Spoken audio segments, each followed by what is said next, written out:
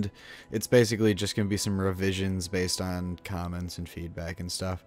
So yeah, first off, I'd like to just note that I mean, the fact that some people are getting so butthurt over some of the stuff that I said in the video is ridiculous, because I'm just saying things that I found useful. It doesn't have to be useful to everyone, so yeah, just whatever.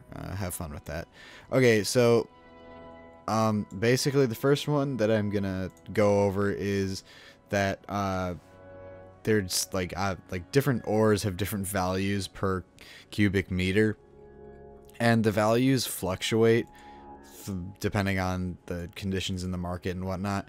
I said Omber was my favorite at the time, and I was totally mistaken, because at least at the time of recording that video, it was something like Scordite had a higher value per cubic meter, so like 30% higher. It was actually pretty big difference. So I apologize for that. Granted, any of the ores in here are really gonna net you a little bit of money, which really, so I guess it's fine. I've also found that dense Veldspar and condensed or concentrated Veldspar, those two also have a chance of, or also give you a fair amount of money. It's not like the best or anything, but it's still a fair amount. So yeah, just basically what you got to do is like look at the market conditions, look for what's selling for the most per cubic meter. I mean, just go on the market and read and look up the ore or whatever if you really care that much, or just Google it, or I don't know, take a guess, I guess. But yeah, regardless, you're gonna make a little bit of money, and you know, it's helpful in the long run. So yeah. Okay, the next little revision I wanted to talk about is insurance. I kind of painted it as if insurance was like the end all be all, like you need it for fucking everything. And I suppose depending on how you're placed, like your playstyle, you could need it for everything, but in reality, you only need it for the things that you're expecting to be destroyed. So if you're, say, mining in high sec in a venture, or I don't know, like a retriever or something, and you're not mining somewhere that's dangerous, the chances of you dying are non-existent pretty much, then don't insure it, because for obvious reasons, why would you be spending money on insurance if it's just going to lapse and cost you money for nothing?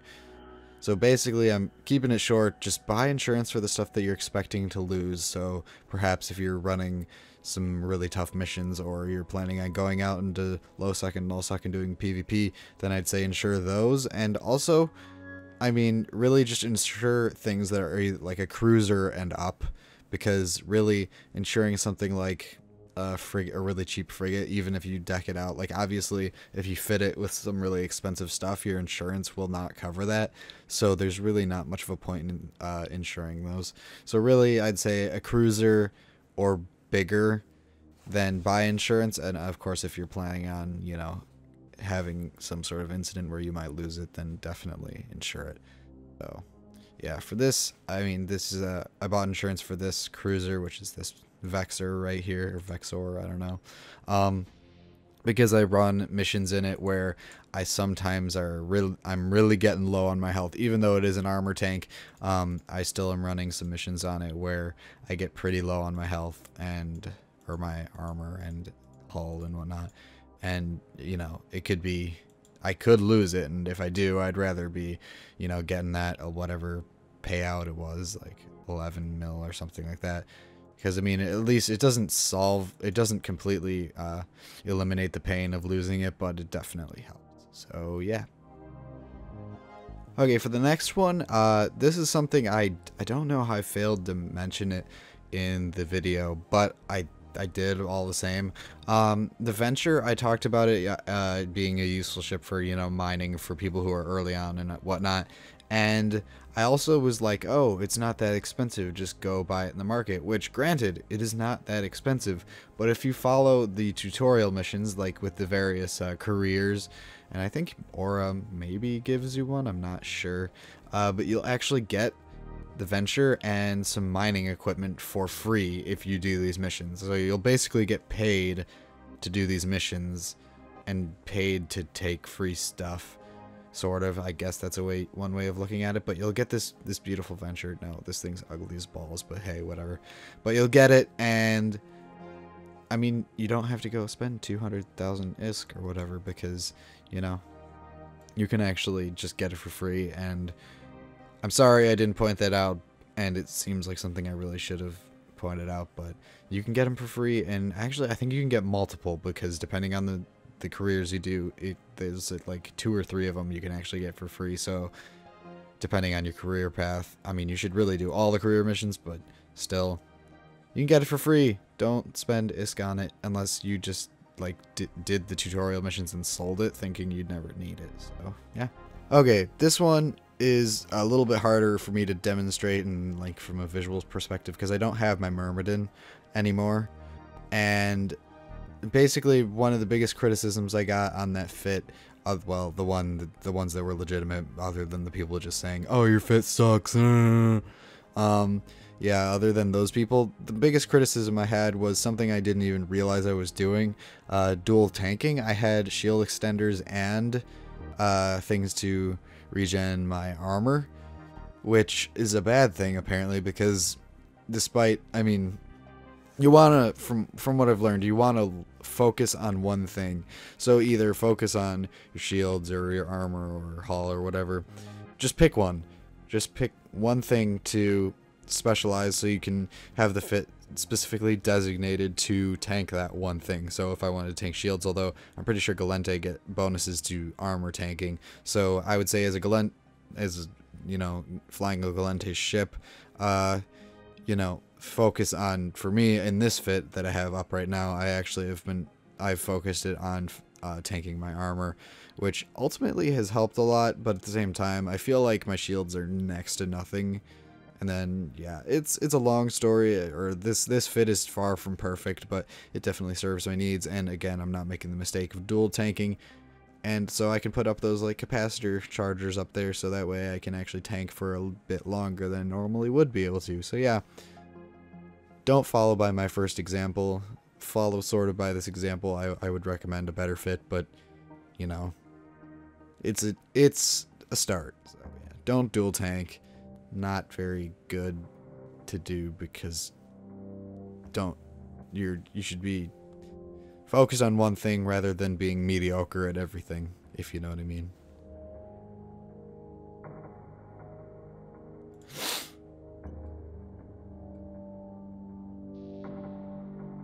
Okay, and the last one, this is clarifying, this is something I learned recently, according to some people who recommended, or, well, told me this on the wonderful YouTubes.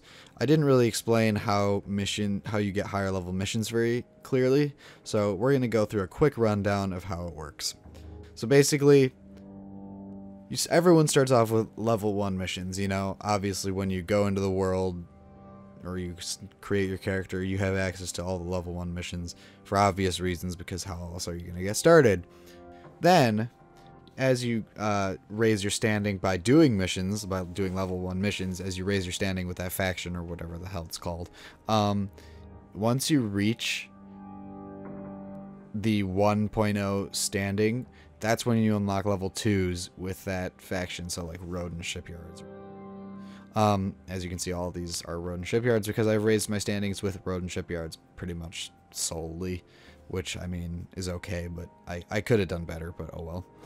So yeah, level 2's at a 1.0 standing, so if I open up this, you'll see my standing, it shows right here, it'll show your standing.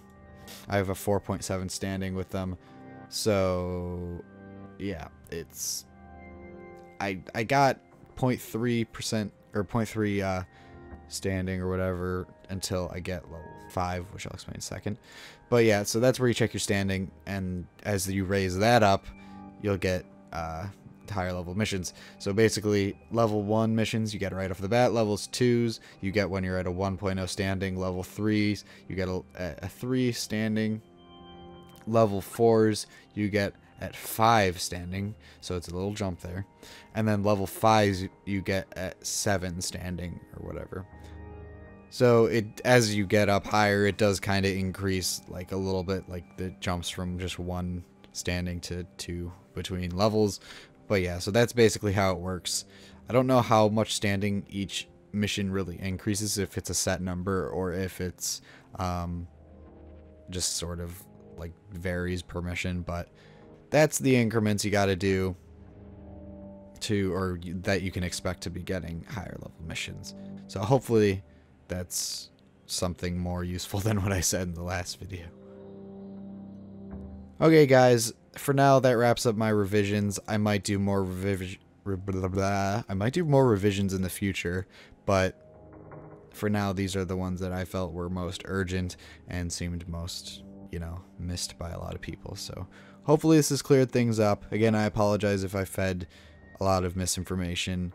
Again, it was just based on what I had learned as a newbie, and I mean, really, that was the point of the video. Some people took it as though I was like a definitive source on how the game worked, which was kind of stupid.